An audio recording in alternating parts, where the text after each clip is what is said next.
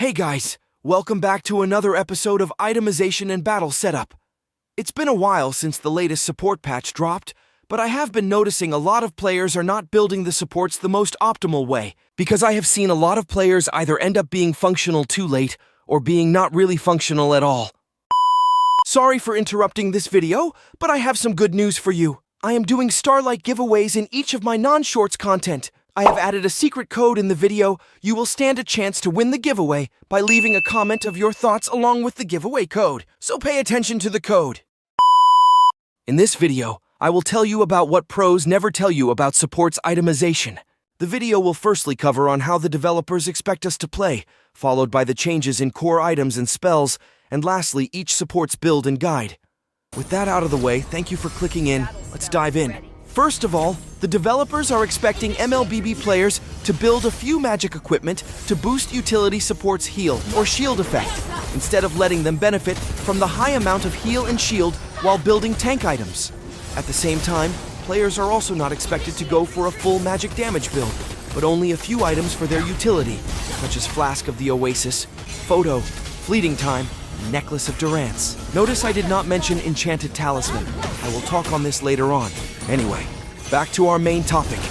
We are expected to build items like these in order to have a decent amount of heal and shield, while also building some defense items like Twilight Armor, Immortality, or Brute Force Breastplate. Those defense items for survivability or utility, rather than straight-up tanking damage, like Dominance Ice. This is because supports are expected to stay in the back line while providing buffs to their teammates, instead of being in the front line to soak up the damage. If you are worrying about how supports are going to survive without defense items, worry not, because we will talk about it immediately. Moving on to the changes on what you should choose for core items and spell. An often ignored item change that benefits support a lot is the reworked passive of Demon Shoes. You no longer have to last hit the minions to regenerate your mana. This makes the item a really good replacement of Enchanted Talisman. You see where I'm going? I want to let you know that supports should no longer get Enchanted Talisman, because this item delays your utility by a lot, though you might miss the cooldown reduction.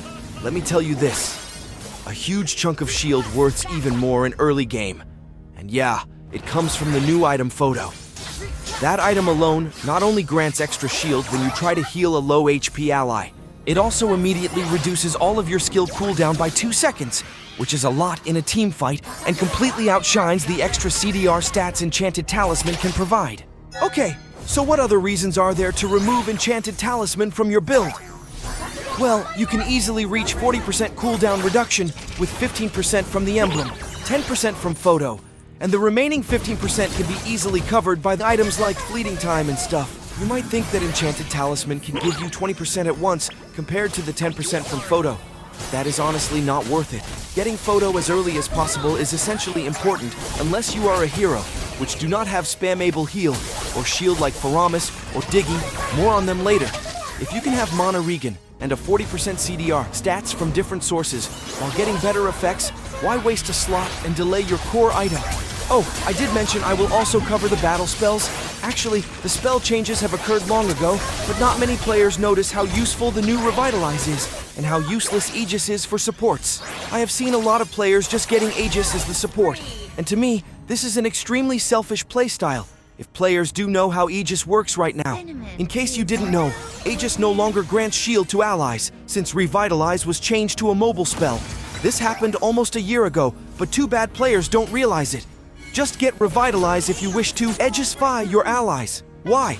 You may ask. Well, Revitalize can trigger the shield from Photo, which is why using Revitalize on a low HP ally is just the same as using the old Aegis on your allies. I see Revitalize as the only reasonable spell for any heal or shield support heroes, not even Flicker.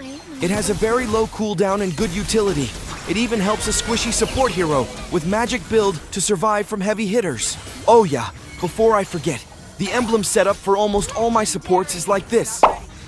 Support emblem and CDR as mentioned earlier, Wilderness Blessing, or sometimes Pull Yourself Together, and the last one is always Brave Smite except for a few. This third talent is extremely important to help supports with low mobility to stay alive. Mobile supports can get other talents as a replacement. There are 3 categories of supports in my list.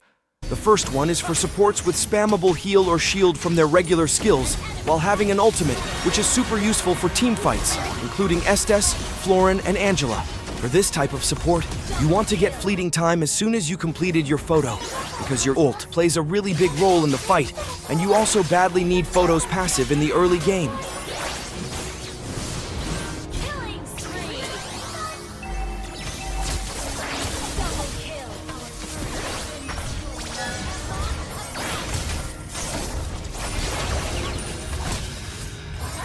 However, Photo can be triggered with non-ultimate skills.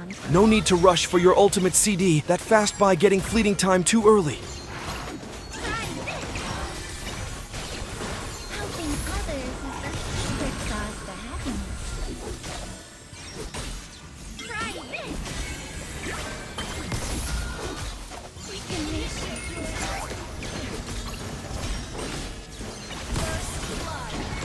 The second category is for supports with heal or shield, but they do not heavily rely on their ultimate to provide support, or their ultimate has lower CD in general. They are the two mobility supports in MLBB, Matilda and Rafaela. For this category, you do not rely on fleeting time like the earlier group of supports, but still, you want to reach 40% CDR as early as possible as well. Ult is not ready. Any luck you could run from this?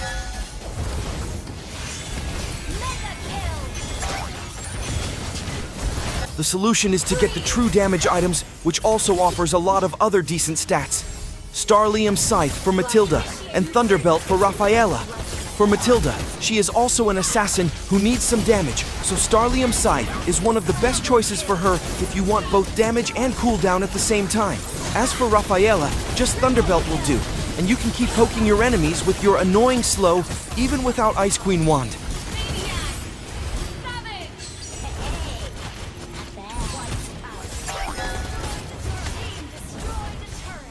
The last category is for supports with no heal or shield skills as their regular skills, but they provide extreme utility in their ult, which are Faramis and Diggy. These two supports can trigger Photo, but not as frequent as the other two categories, which is why getting Revitalize is extremely important to utilize its passive as much as possible while your ult is on CD.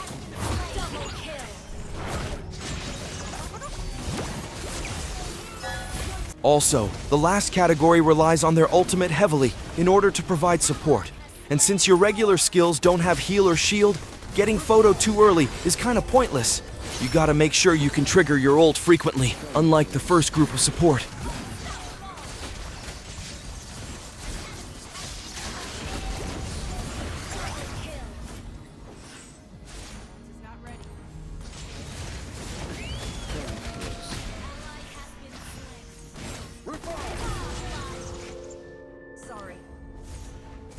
By the way, the combination of fleeting time and Photo is kinda insane.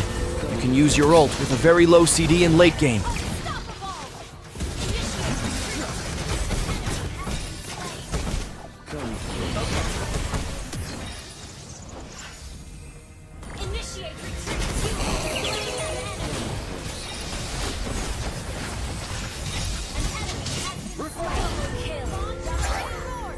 Feel free to leave your questions in the comment sections, if you have any.